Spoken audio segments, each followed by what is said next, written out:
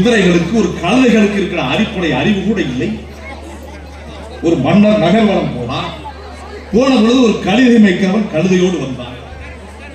அவன் மன்னரை பார்த்து சொன்னான், சற்று நேரத்திலே மழை வரப்போகிறது, இத்தோடு நீங்கள் நிறுத்திக் கொள்ளுங்கள், திருப்பி அரண்மனைக்கு போங்கள் என்று சொன்னான். உடனே மன்னர் சொன்னார், என் அமைச்சரவையில் இருக்கிற வானிலை ஆராய்ச்சித்துறை மந்திரி அவன் சொல்லிவிட்டான், நீங்கள் தாராளமாக போங்கள், மழை வராது என்று சொன்னான். உனக்கு என்னப்பா தெரியும், நீ சாதாரண கழுதை வைக்கிறவன், போ என்று சொன்னான்.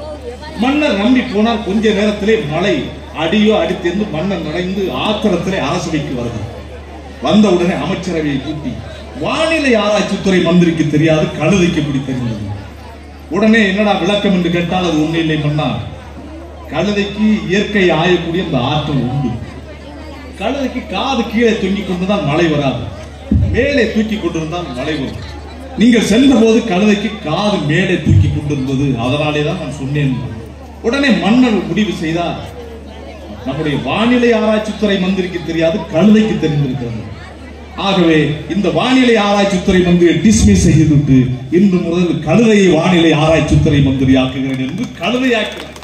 அதை போல ஒரு கழுதை, குதிரை, ஒரு யானைகள் மந்திரியாக இருந்தால் கூட இந்த நாட்டிலே இவ்வளவு கொடுமைகள் நிகழ்ந்திருக்காது. எந்த ஒரு அடிப்படை அறிவுமற்ற தற்குறிகளாக இவர்கள் இருக்கிறார்கள். அதிகாரிகளை பழக்கி விட்டார்கள், அமைச்சர்கள் பழகி போனார்கள், காவல்துறை அதிகாரிகளை பழக்கி போனார்கள், இந்த நாட்டை நாசமாக்கி கொண்டிருக்கிறார்கள். இந்த திருவண்ணாமலை மாவட்டத்தில் விவசாய நிலங்களை மேல்மாவுக்காக கைப்பற்றியவர்கள் மீது 8 பேர் மீது 7 பேர் மீது குண்டர் சட்டம் போட்ட அரசு அந்த குண்டர்களை இந்த திருவண்ணாமலை மாவட்டத்தில் இருந்து விரட்டி அடித்து இந்த மண்ணின் மாண்பை காக்கும். நீங்க நிறைய அமர்ந்திருக்கிறீங்க. ஒரு 10 நாட்களுக்கு முன்னாலே பொதுச் செயலாளர் கடுமையான கண்டன அறிக்கை விட்டார். 100 நாள் வேலை 150 நாள் ஆக்குவேன் சொன்னார்கள். ஆக்கினார்களா? சொல்லுங்க, ஆக்கினாங்களா? சம்பளத்தை ரெட்டிப்பாக்குவோம் என்று சொன்னார்களே, ஆக்கினார்களா? வருடத்துக்கு எத்தனை நாள் வேலை கொடுக்கிறார்கள்?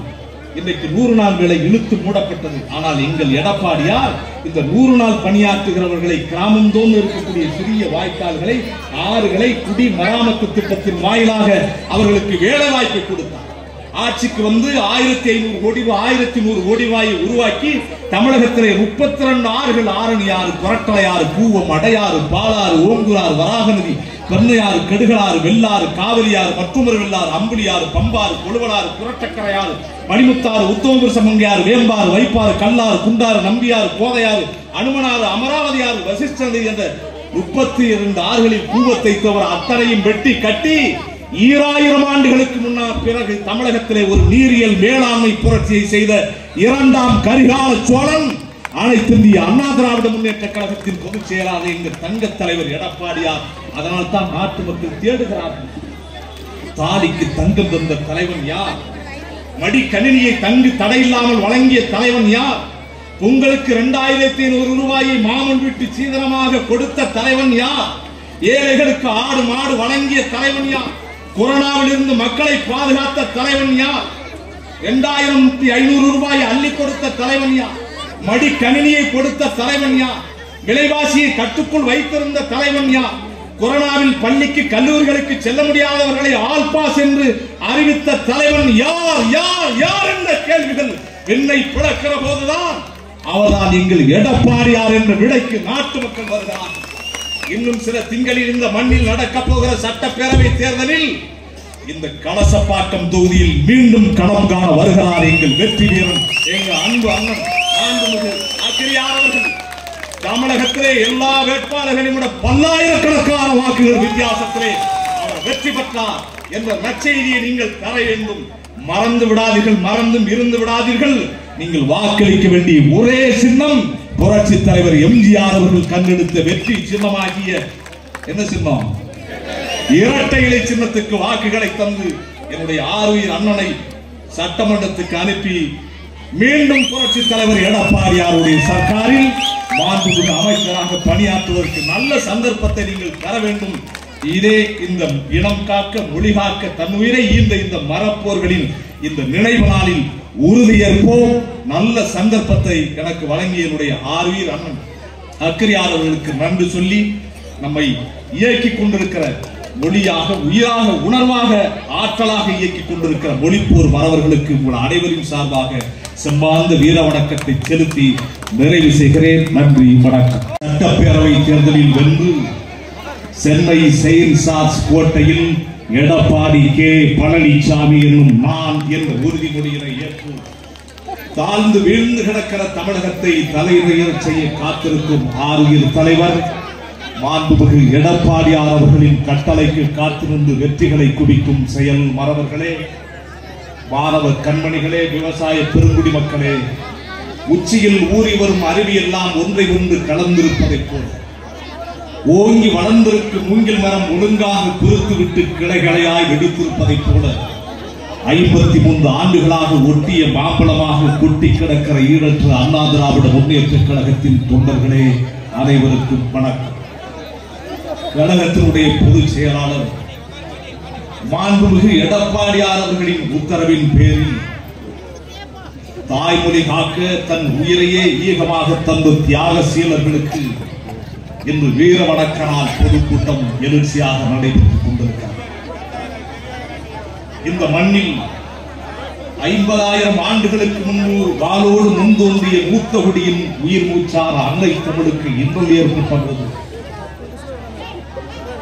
எங்கள் உயிரை விட எங்களுக்கு உயிருக்கு மேலாக நேசிக்கிற எங்கள் தாய்மொழிதான் பெரிது என்று தன்மான உணர்ச்சியால் தன் உடல் முழுவதும் நெருப்பை கொட்டி மூளைகள் வெடித்து சிதற அங்கமெல்லாம் பாலம் பாலமாக பிளக்க நரம்புகளெல்லாம் ஒடிந்து சிதற இந்த மண்ணில் ஆதிக்க இந்தி ஒழிக அன்னை தமிழ் வாழ்க என்று விண்ணதினம் முழக்கமிட்டு தன் இன்னுயிரை தந்த தியாக மாணவர்களுக்கு இந்த மண்ணிலே நேரு பெருமகனாருடைய சர்க்காரில் அன்னை தமிழ் மொழிக்கு ஆபத்து நேர்ந்த போது இந்தி கட்டாய மொழியாக்கப்பட வேண்டும் என்று சட்டத்தை இயக்க முற்பட்ட போது தமிழகம் போர்க்குளமாக மாறியது. இந்திக்கு தமிழ்நாட்டில் ஆதிக்கமாக இங்கு எல்லோரும் வாருங்கள் நாட்டினரே, சென் தமிழுக்கு தீமை வந்த பின்னே இந்த தேகம் இருந்து ஒரு லாபம் உண்டு. இந்தை தமிழ் மொழி எங்கள் மொழி, அதை வீர தமிழ் மக்கள் ஆதி என்போம். இந்திக்கு சலுகை தந்திடுவார் அந்த ஈனரை காரி உமிழ்ந்திடுவோம். எப்பக்கம் வந்து இந்தி புகுந்துவிடும், எத்தனை பட்டாளம் தூக்கி வரும் அற்பமும் அந்த இந்திசரை அதன் ஆதிக்கம் தன்னை குறைத்திடுவோம். மாங்குயில் கூவிடும் பூஞ்சோலை எங்களை மாட்ட நினைக்குது சிறைச்சாலை, எங்கள் உடல் பொருள் ஆவி எல்லாம் அன்னை தமிழுக்கு என்றிருப்போம். மங்கை ஒருத்தி தரும் சுகமும் எங்கள் மாத்தமிழுக்கு ஈடில்லை என்றுரைப்போம் என்று புரட்சி பாவலர் இந்த மண்ணிலே முழங்க. ஏதோ தமிழ்தானே என்று கடந்துவிடக் கூடாது. உலகத்தில் எத்தனையோ மொழி இருக்கிறது, ஆனால் தமிழுக்குத்தான் உயிர் இருக்கிறது. ஒரு மொழி என்றால் 16 சிறப்புகளை கொண்டிருக்க வேண்டும் என்று கருதுகிறார்கள். எதற்காக இந்த 16 பெரும் தலைவர்களும் தியாகசீலர்களும் தன்னை இந்த மண்ணுக்கு தந்தார்கள், இந்த மொழிக்கு தந்தார்கள். இளைய தலைமுறை தம்பிமார்கள் தங்கைகள் தமிழ்தானே என்று நீங்கள் கடந்து போய்விடக் கூடாது. உலகத்தில் எந்த மொழிக்கும் இல்லாத பெருமையை பெற்ற ஒரே மொழி உலகத்தில் நம்முடைய உயிர் தாய்மொழி தமிழ் ஒன்றுதான் என்பதை பெருமை இந்த உலகத்தில் வேறு எவருக்கும் இல்லை. எதற்காக தங்கள் உயிரை தந்தார்கள்? அப்படி என்ன தமிழில் இருக்கிறது?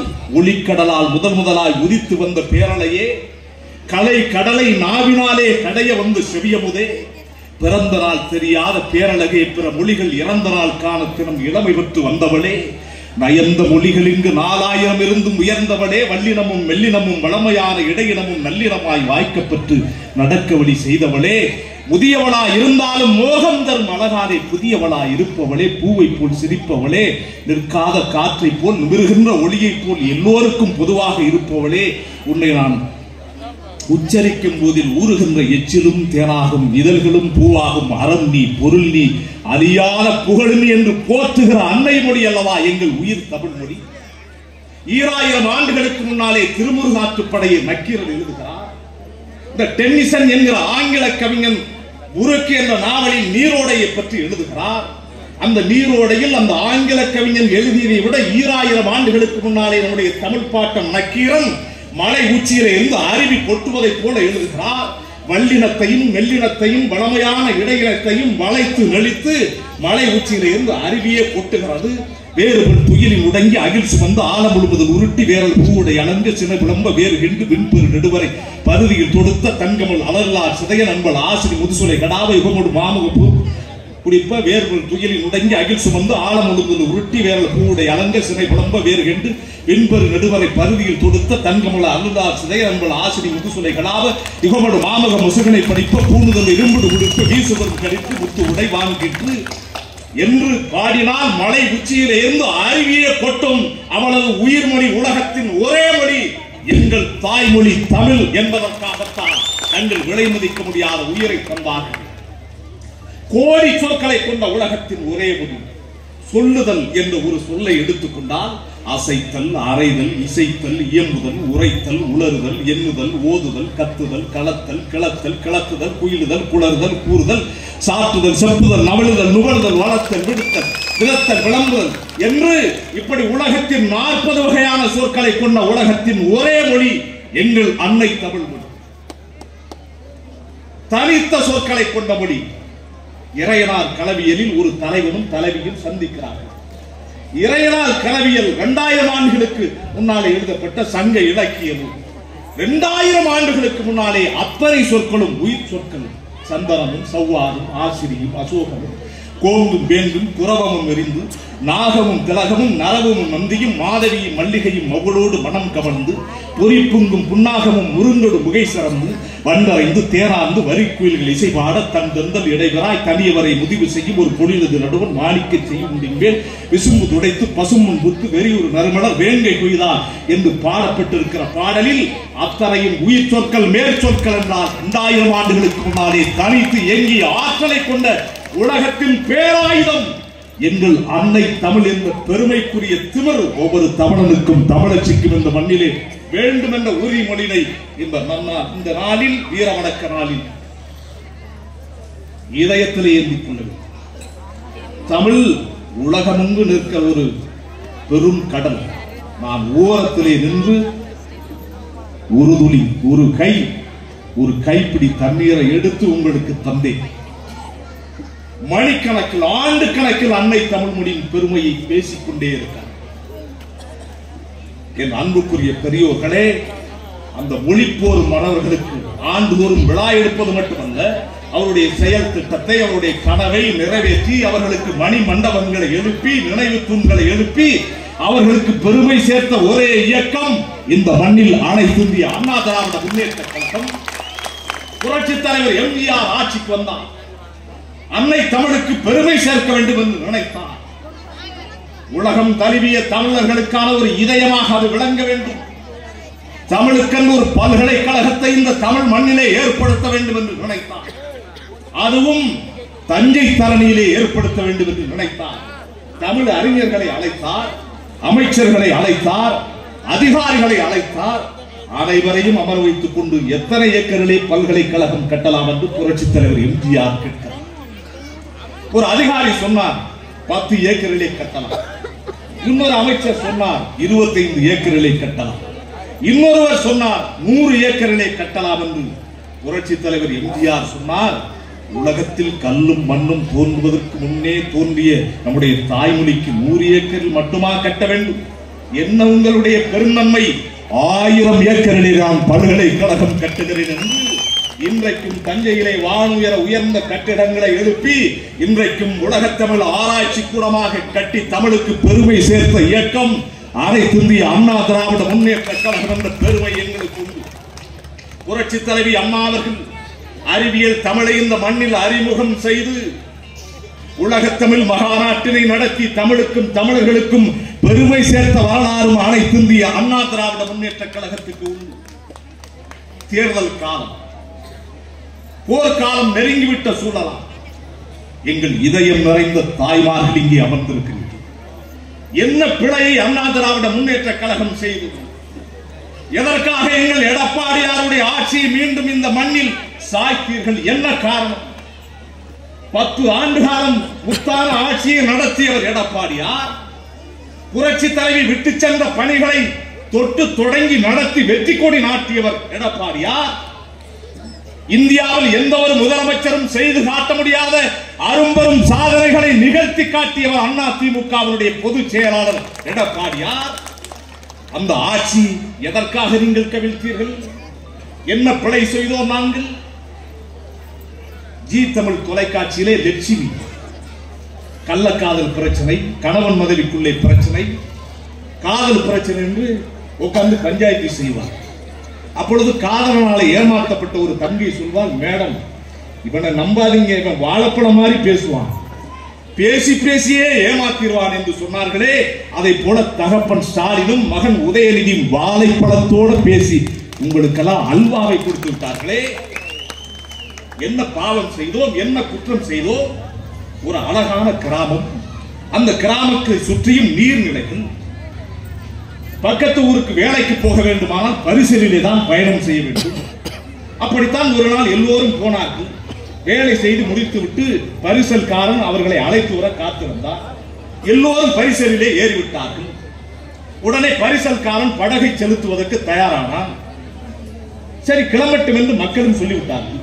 அங்கிருந்து கடைசியாக ஒருவன் ஓடி வந்தான். நானும் வருகிறேன் என்று சொன்னான். பரிசல்காரன், நீ வில்லங்கம் பிடித்த பேர்வடி, மக அயோக்கிய பெயர், உன்னை படகளை ஏற்ற முடியாது என்று புறப்பட்டான். ஏற்றவே முடியாது என்று சொல்லிவிட்டான். படகளை இருந்தவர்கள் சொன்னார்கள், பாவம் அவன் என்ன செய்வான், இருட்டு வேறு ஆகிவிட்டது, ஏற்றிக்கொள்ளுங்கள் என்றார்கள். உடனே படகோட்டி சொன்னான், இவனை பற்றி உங்களுக்கு தெரியாது, ரொம்ப மோசமான பயல், ஒரு தீய சக்தி, கெட்ட துஷ்பிரய எண்ணம் கொண்டவன், இவனை ஏற்றக்கூடாது என்று சொன்னார்கள். சரி வேண்டுமானால் ஏற்றி கையையும் காலையும் கட்டி போடுவோம் என்று சொன்னார்கள். சரி என்று அரை மனதோடு படகோட்டியும் பரிசல்காரனை ஏற்றுக்கொண்டு படகளை காலையும் கையை எட்டி விட்டார்கள். அந்த படகில் ஒரு விளக்கமாறு வியாபாரி, அவன் விளக்கமாத்தை கொண்டு விட்டு அவனும் ஏறினான். இன்னொருவன் குரங்காட்டி, குரங்கை வைத்து வித்த காட்டி புடைக்கிறவன், அவனும் இந்த படகிலே ஏறிக்கொண்டான். இன்னொருவன் பாம்பாட்டி, பாம்பு கூடையோடு அவனும் ஏற்றிவிட்டான். இவன் காலையும் கட்டி கிடக்கிறது. இதில் இருந்து நைசாக நகர்ந்து போய் இந்த விளக்கமாறு வியாபாரி சென்ற விளக்கமத்தை பல்லாலை உருவி அந்த குரங்கின் கண்ணை பார்த்து குத்தியது.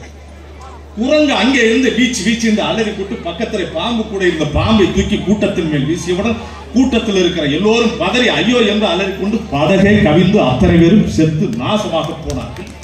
அப்படித்தானே நாங்கள் சொன்னோம், திமுக ஒரு தீய சக்தி, அவர்கள் அயோக்கியவர்கள், அவர்கள் நாசம் செய்யக்கூடியவர்கள், அவர்கள் வஞ்சகர்கள், அவர்கள் திருடர்கள், அவரை தமிழ்நாட்டிலே நீங்கள் அனுமதிக்காதீர்கள் என்று நாங்கள் சொன்னோம், தெரு தெருவாக சொன்னோம், வீதி வீதியாக சொன்னோம். ஆனால் 10 ஆண்டுகள் கூப்பிட உட்கார்ந்து விட்டார்கள். பாவம் ஆட்சிக்கு வரவில்லை என்றால் அத்தனை பேரும் செத்து போய்வார்கள் இருக்கிறது. ஊருக்கு வீரே பொட்டி வந்து பூட்டு பொட்டி எங்கள் கோரிக்கை எல்லாம் கேட்கிறார்கள். அவர் வேற 2500 1500 சேர்த்து 5000 என்று வேற உளறி கொட்டுகிறார். பாவம். சரி கருணாநிதி மகனுக்கு ஒரு வாய்ப்பை கொடுப்போம் என்று கொடுத்தீர்களே. நான் உங்களை கேட்கிறேன், உங்கள் பிள்ளையாக கேட்கிறேன், உலகத்தில் மானத்துக்காக செத்த இனம் ஒன்று இருக்கிறது என்றால் அது தமிழினம் என்பதை பெருமையோடு உணர வேண்டும். திருப்பூரில் ஒரு 30 ஆண்டுகளுக்கு முன்னாலே ஒரு திரைப்பட கொட்டகை திடீரென்று நெருப்பு பிடித்து எரிகிறது. அதில் இருக்கிற பல பேர் உள்ளேயே கருகி செத்தார்கள். ஒரு இளம் நங்கை, ஒரு 30 வயது மதிக்கத்தக்கபடியிலே இருந்து நிறைய ஆண்கள் நின்று கொண்டு அம்மா ஓடி வந்து விடு, ஓடி வந்து விடு, ஓடி வந்து விடு என்று ஒரு சாக்கு துணிப்பை கோடிப்பையை வைத்துக் கொண்டு அவரை அழைக்கிறார்கள். அவர் எப்படியாவது உயிர் பிழைத்தால் போதும் என்று அந்த நெருப்பு கூடத்துக்குள்ள இருந்து திரைப்பட கொட்டைக்குள்ள இருந்து பாய்ந்து வருகிறார். இவர்கள் காப்பாற்ற தயாராக இருக்கிறார்கள். பாய்ந்து வந்த அந்த தமிழச்சி திடீரென்று பின்னோக்கி அந்த நெருப்புக்குள்ளே போய் அலறி துடித்து செத்து போறான். என்ன காரணம்? உயிரை விட மானம் பெரிது என்கிற காரணத்தாலே செத்து போறான். தன்னுடைய உடலை இன்னொரு ஆண்மகன் பார்த்துவிடக் கூடாது, அது அவமானமாக போகும், அது அசிங்கமாக போகும் என்று செத்து போறார். அந்த தமிழச்சிகளின் நிலை இன்றைக்கு என்ன? எத்தனை பெண்கள் கூட்டு பாலியல் வன்முறைக்கு ஆளாக்கப்பட்டிருக்கிறார்கள். பள்ளி பிள்ளைகள், எங்கள் பிள்ளைகளை பள்ளிக்கு அனுப்ப முடியாத நிலை இருக்கிறது என்றால் பள்ளிக்கூடம் எப்படி நடக்கும்? தலைமை ஆசிரியர் மாணவியை கற்பழித்தார். உடற்கல்வி ஆசிரியர் மாணவியை பாலியல் இச்சைக்கு அழைத்தார் என்று தொடர்ச்சியாக செய்தி. பக்கத்திலே கிருஷ்ணகிரி மாவட்டத்தில் பள்ளிக்கு சென்ற அந்த 10ஆம் வகுப்பு படிக்கிற மாணவி பள்ளியிலே அந்த ஹெட்மாஸ்டர் தலைமை ஆசிரியரின் துணையோடு அங்கே என்சிசி வகுப்படுத்த பிரைவேட் என்சிசி வகுப்படுத்தவன் கற்பழித்திருக்கிறான், பாலியல் இச்சை கொண்டிருக்கிறான், பத்திரிகையிலே செய்தி, சம்பந்தப்பட்டவன் மருத்துவமனைக்கு சேர்த்து சம்பந்தப்பட்டவன் சிறையிலே எலிப்பேஸ்டை தின்று செத்து போய்விட்டான் என்று வழக்கை அவசர அவசரமாக முடிக்க வேண்டிய அவசியம் என்ன? அந்த வழக்கின் பின்னணியிலே யாரால் இருக்கிறார்கள்? ஒரு கொடும் குற்றத்தை செய்தவனுக்கு கடுமையான தண்டனையை இந்த மண்ணில் கொடுத்தால் தான் மீண்டும் அப்படிப்பட்ட நிகழ்வு நடக்காமல் இருக்கும். பைத்தியக்கார முதலமைச்சர், வக்கற்ற முதலமைச்சர், துப்பற்ற முதலமைச்சர், வெக்கம் மானம் சூடு சொரணை எதுவும் இல்லாத ஒரு முதலமைச்சர், கையாளாகாத முதலமைச்சர் ஸ்டாலினுக்கு நடவடிக்கை எடுக்க துப்பு உண்டா? அது நியாயமான நடவடிக்கை நீங்கள் எடுத்திருந்தால் அடுத்து மதுரையிலே கற்பழிப்பு, மேட்டுப்பாளையத்திலே கல்லூரி மாணவர்கள் கற்பழிப்பு, தஞ்சாவூரில் உரத்தநாட்டிலே கற்பழிப்பு, இதுவரை ஒருவரை கைது செய்யவில்லை. பேராவூரணி, நான் சார்ந்த பேராவூரணி சட்டமன்ற தொகுதியில் பள்ளி ஆசிரியரை பள்ளிக்குள்ளே போய் குத்தி படுகொலை செய்திருக்கிறார். பள்ளிக்கூடங்கள் வன்முறை பிரதேசமாக மாறிவிட்டது. நம்முடைய மாவட்ட கழகத்தினுடைய செயலாளர் என்னுடைய ஆர்வீர் அண்ணன் நம்முடைய அமைச்சர் பெருமானார் இங்கே குறிப்பிட்டார்களே, சென்னையிலே அண்ணா பல்கலைக்கழகம் யார் அந்த சார் என்று கேள்விகளை எழுப்புகிறது. உங்களுடைய பிள்ளைகளும் அங்கே படிக்கலாம். பல நாட்கள் காவல்துறை சீருடையிலே அந்த கபோதி அலைந்திருக்கிறார். அவன் கையிலே வாக்கி டாக்கி இருந்திருக்கிறது. காவல்துறையினுடைய சீருடையில் சென்று நான் போலீஸ் என்று மிரட்டி அவர்களை படம் எடுத்திருக்கிறார், நிர்வாண படம் எடுத்திருக்கிறார், படுக்கைக்கு அழைத்திருக்கிறார், பாலியல் வன்முணர்ச்சிக்கு ஆளாக்க அவர்களை வற்புறுத்தி இருக்கிறார், மிரட்டி இருக்கிறான் என்றால் போலீஸ் இலாக்கா யாருடைய இலாக்கா? நாட்டை நாசமாக்கி கொண்டிருக்கிற சண்டாளன் ஸ்டாலின் கையிலே இருக்கிற இலாக்கா. முதலமைச்சர் ஸ்டாலின் சரியான முதலமைச்சராக இருக்க வேண்டுமானால் தார்மீக பொறுப்பேற்று நீ பதவி விலகி இருக்க வேண்டாமா? அண்ணா பல்கலைக்கழகத்துக்குள்ளே ஒரு மாணவி அவர் சொல்கிறார், வெட்கத்தை விட்டு வந்து சொல்றார். அவருடைய முகவரி வெளியிடப்படுகிறது. எதற்காக? அவர் வெட்கப்பட்டு அந்த வழக்கிலிருந்து விலகிக் கொள்வார். ஸ்டாலினுடைய குடும்பத்தில் இப்படி ஒரு நிகழ்வு நடந்திருந்தால் விட்டிருப்பீர்களா? அமைச்சர் பெருமக்களின் வீடுகளில் இப்படிப்பட்ட ஒரு நிகழ்ச்சி நடந்திருந்தால் விட்டிருப்பீர்களா? ஒன்றா இரண்டா? என்னை பாலியல் இச்சைக்கு உட்படுத்தியது மட்டுமல்லாமல் நான் இன்னொரு சாருக்கு போன் பண்ணுகிறேன், அவரோடு நீ இருக்க வேண்டும், ஒத்துக்கொள் என்று மிரட்டினான் என்று 1க்கு 2 முறை அந்த அருமை தங்கை குற்றம் சாட்டி இருக்கிறாரே. அண்ணா திராவிட முன்னேற்ற கழகம் நெருப்பு குரல் எழுப்பியதே யார் யார் யார்? அந்த சார் என்ற குரல் தமிழகத்தின் இதயத்தை உலுக்கியதே. மீண்டும் அதில் 8 காவலர்களுக்கு தொடர்பு என்று நேற்றைக்கு செய்தி வந்திருக்கிறதே. முதலமைச்சர் எடுத்த நடவடிக்கை பதில் உண்டா? என் பெருமைக்குரிய தாய்மார்களே, சிந்தித்து பாருங்கள். நம் வீட்டு பிள்ளைக்கு ஒரு நிலைமை ஏற்பட்டால் இப்படி நாட்டில் நடக்குமா? இது மட்டுமல்ல, ஒரு 6 மாத காலத்துக்கு முன்னாலே பல்லாவரம் தொகுதியுடைய சட்டப்பேரவை உறுப்பினர், திமுகவுடைய சட்டப்பேரவை உறுப்பினர் கருணாநிதியின் மகனும் மருமகளும் சேர்த்து அங்கே வேலைக்கு சென்ற அவர் வீட்டில் வேலையிலே இருந்த ஒரு ஆதி திராவிடர் சமூகத்தை சார்ந்த அந்த பிள்ளையை சிகரெட்டாலை சுட்டு தலைமுடியை அறுத்து அவர் ஆடையை கிழித்து வீசியிலே விட்டெறிந்தார்களே. புகார் வந்ததே. ஸ்டாலின் எடுத்த நடவடிக்கை என்ன? அனைத்து இந்திய அண்ணா திராவிட முன்னேற்ற கழகத்தின் பொதுச் செயலாளர் எங்கள் தங்க தலைவர் மாண்புமிகு எடப்பாடியார் அவர்கள் போராட்டம் நடத்தி சட்டமன்றத்திலே உரிமை குரல் எழுப்பியதற்கு பிறகுதான் அவரை கைது செய்ய வேண்டிய சூழலிலே இந்த நாடு இருக்கிறதால் என்னாகும்? சரி, மாணவிகளை விடுங்கள், பணிக்கு செல்கிறவர்களை விடுங்கள், காவல்துறைக்கு பாதுகாப்பு உண்டா? 2 நாட்களுக்கு முன்னாலே பெண் போலீசினுடைய கரங்கள் வெட்டப்பட்டிருக்கிறது. இதே திருவண்ணாமலை மாவட்டத்தில் உலகமெல்லாம் பக்தி பரவசமூட்டும் அண்ணாமலையார் ஆலயத்திலே சாமி தரிசனம் செய்வதற்காக பல மணி நேரம் நின்று கொண்டிருந்தார்கள் பக்தர்கள். அவர்களுக்கு பின்னாலே திமுகவுடைய பொதுக்குழு உறுப்பினர், திருவண்ணாமலை நகராட்சியினுடைய துணைத் தலைவராக இருந்த ஸ்ரீதர், அவருடைய உறவினர்களும் நின்று கொண்டிருக்கிறார்கள். உடனே இவருக்கு நான் பல மணி நேரமாக நின்று கொண்டிருக்கிறேன், காவல்துறை எனக்கு பாதுகாப்பு வழங்கவில்லை, நான் பக்தி கோயிலுக்குள் போவதற்கு வாய்ப்பில்லாமல் செய்து கொண்டிருக்கிறார் என்றுடன் உடனே ஸ்ரீதரனுக்கு போன் செய்கிறார். போன் செஞ்சவுடன் அவர் இங்கே பாதுகாப்பு பணியில் இருந்த அந்த போலீஸை ஓங்கி அறைந்து, உனக்கு என்ன திமிர் இருந்தால் என்னுடைய உறவினரை நீ நிறுத்துவாய் என்று பேசுகிற அளவுக்கு என்ன துணிச்சல்! நாங்கள் இன்னொன்றும் கேட்கிறோம். புரட்சி தலைவி அம்மாவுடைய ஆட்சியில் எண்ணற்ற திட்டங்களை இந்த பெண்களுக்காக நாங்கள் செயல்படுத்தினோம். அந்த திட்டங்கள் எல்லாம் இன்றைக்கு உடைத்து தூர போட்டிருக்கிறார். புரட்சி தலைவி அம்மா அவர்கள் தான் இலவச திருமணங்களை இந்த மண்ணில் நடத்தி பெருமை சேர்ந்தார். அவர்களுக்கு பாதுகாப்பு வழங்கினார், அவர்களுக்கு கல்வி வழங்கினார், அவர்களுக்கு பொருளாதார மேம்பாடை வழங்குவதற்கு இந்தியாவிலேயே மகளிர் சுய உதவிக்குழு திட்டம் என்ற ஒரு மகத்தான திட்டத்தை கொண்டு வந்த ஆட்சி அனைத்து இந்திய அண்ணா திராவிட முன்னேற்ற கழகத்தினுடைய ஆட்சி. திருமணமாகி பெண்கள் கர்ப்பமாக இருக்கிறார்கள் என்று ஆரம்ப சுகாதார நிலையத்திலே பதிவு செய்தால் அவர்கள் குழந்தை பிறப்பதற்குள்ளாக 18,000 ரூபாயை தாய் வீட்டு சீதனமாக அள்ளி கொடுத்த ஆட்சி அதிமுகவினுடைய ஆட்சி. குழந்தை பிறந்து பெற்று எடுத்தவுடன் 16 வகையான பரிசு பொருட்களையும் கொடுத்த ஆட்சி அதிமுக ஆட்சி. அந்த குழந்தை அழுதால் சிரிப்பூட்டுவதற்கு கிடுகிடுப்பை முதற்கொண்டு கொடுத்த ஆட்சி அனைத்து இந்திய அண்ணா திராவிட முன்னேற்ற கழகத்தினுடைய ஆட்சி. இந்தியாவிலேயே பெண்களுக்கென்று முதலாக போலீஸ் கமாண்டோ படைப்பிரிவை உருவாக்கிய ஆட்சி அண்ணா திராவிட முன்னேற்ற கழகத்தின் ஆட்சி. இந்தியாவிலேயே முதலாக பெண்களுக்கென்று தனி காவல் நிலையத்தை உருவாக்கி பெண்களின் பிரச்சனையை தீர்த்த அரசு அனைத்து இந்திய அண்ணா திராவிட முன்னேற்ற கழக அரசு. இந்தியாவிலே முதலாக மாணவர்களுக்கு மடிக்கணினி கொடுத்த அரசு புரட்சி தலைவி அம்மாவுடைய அரசு.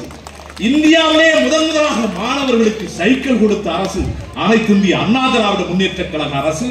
இந்தியாவிலேயே முதலாக உள்ளாட்சி மன்ற உறுப்பினர், ஊராட்சி மன்ற உறுப்பினரில் இருந்து மாநகராட்சி மேயர் வரை ஆண்களுக்கு நிகராக பெண்களும் பதவியில் இருக்க வேண்டும் என்பதற்காக 50% இடஒதுக்கீட்டை கொடுத்து பெண்களுக்கு பெருமை சேர்த்த அரசு அனைத்து இந்திய அண்ணா திராவிட முன்னேற்ற கழகத்தின் அரசு. பெண்கள் பாதுகாப்பாக வாழ்ந்தார்கள், பெண்கள் நிம்மதியாக வாழ்ந்தார்கள். 10 ரூபாய் இருந்தால் சாப்பிட்டு விடலாம் என்று சொல்கிற அளவுக்கு அம்மா உணவகத்தை திறந்து நாட்டு மக்களுக்கு பசி பிணியை போக்கிய அரசு புரட்சி தலைவி அம்மா அவர்களின் அரசு. அத்தனை திட்டங்களும் இழுத்து மூடப்பட்டிருந்தது. உலகத்திலேயே 150 ரூபாய்க்கு சிமெண்ட் வழங்கிய அரசு அனைத்து இந்திய அண்ணா திராவிட முன்னேற்ற கழக அரசு. 150 ரூபாய்க்கு நாங்கள் சிமெண்ட் வழங்கிறோம், இன்றைக்கு 400 ரூபாய். எடப்பாடியாருடைய சர்க்காரில் 8 ரூபாய் ஒரு செங்கல், இன்றைக்கு 14 ரூபாய். ஒரு டன் இரும்பு கம்பி 48,000 ரூபாய், இன்னைக்கு 88,000 ரூபாய். 100 ரூபாய் பத்திரப்பதிவு கட்டணம் 1000 ரூபாய். சொத்து வரி 3 மடங்கு உயர்த்தப்பட்டிருக்கிறது. மின்சார கட்டணம் பன்மடங்கு உயர்த்தப்பட்டிருக்கிறது. புரட்சி தலைவி அம்மா அவர்கள் கருணையோடு வழங்கிய 100 யூனிட் மின்சாரம் ரத்து செய்யப்பட்டிருக்கிறது. எங்கு பார்த்தாலும் ஊழல், எங்கு பார்த்தாலும் கொலை, எங்கு பார்த்தாலும் கற்பழிப்பு, பாலியல் வன்கொடுமை என்று தமிழ்நாடு நாசமாக போய் கிடக்கிறது. இந்த லட்சணத்தில் கிடப்பதெல்லாம் கிடக்கட்டும், கிளவியை தூக்கி மனையில் என்பதை போல முதலமைச்சருடைய மகனை துணை முதலமைச்சராக்க வேண்டும். ஒருத்தனை பழனிக்கு பாத யாத்திரை போயிட்டு இருக்காங்க, உடனடியாக உதயநிதியை முதலமைச்சராக வேண்டும். இப்ப நம்மளை விட அவன் வேகமா இருக்கான், எப்படா இவன் சாவான்னு திமுக காரனே வேண்டுகிற அளவுக்கு நிலைமை படு மோசமாக போய் கொண்டிருக்கிறது.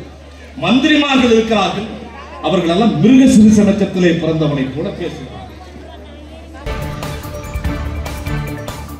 செய்திகளை உடனுக்குடன் தெரிந்து கொள்ள நமது அம்மா இணையதள தொலைக்காட்சியை சப்ஸ்கிரைப் செய்து அருகில் உள்ள பெல் ஐகானை